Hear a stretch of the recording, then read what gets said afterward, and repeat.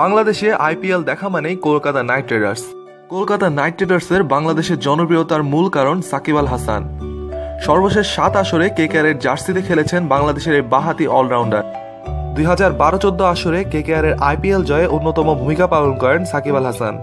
ভারতের cricket website ক্রিকবাজের সঙ্গে এক সাক্ষাৎকারে সাকিব আল হাসান নিজের আইপিএল সংশ্লিষ্ট অভিজ্ঞতার কথা জানান। সাক্ষাৎকারটি নিয়েছিলেন ক্রিকেট বিশ্লেষক ও ধারাভাষ্যকার হার্ষা ভোগলে।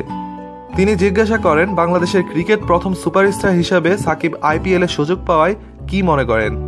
সাকিব মৃদু হেসে বলেন, আসলে এরকম কিছু না, এই মুহূর্তে ক্রিকেটীয় দিক থেকে ভালো খেলছি, দলের জন্য অবদান রাখতে পারছি, এটাই আমার জন্য গুরুত্বপূর্ণ ব্যাপার। হার্ষা ভোগলে অন্যান্য লিগের তুলনায় আইপিএল এর অবস্থান জানতে চাইলে সাকিব বলেন, এখানকার পরিবেশটা ভিন্ন রকম, পৃথিবীর অন্য কোথাও আসলে এই পরিবেশ পাওয়া যাবে না। এখানকার পরিবেশ আর আবহাওয়া অন্যরকম।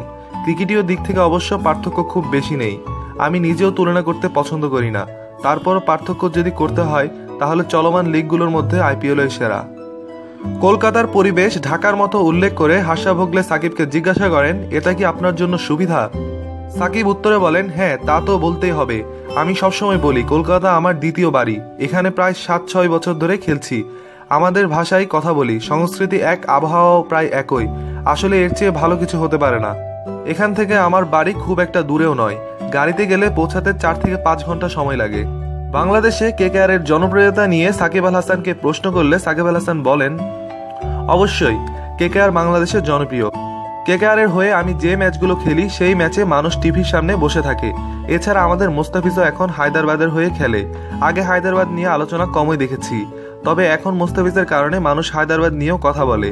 আসলে ক্রিকেটের সঙ্গে যোগাযোগ বেশ ঘনিষ্ঠ, যে কারণে যেখানেই যাই মানুষ নজর রাখে এবং যে দলে খেলি সেই দলকে সমর্থন করে।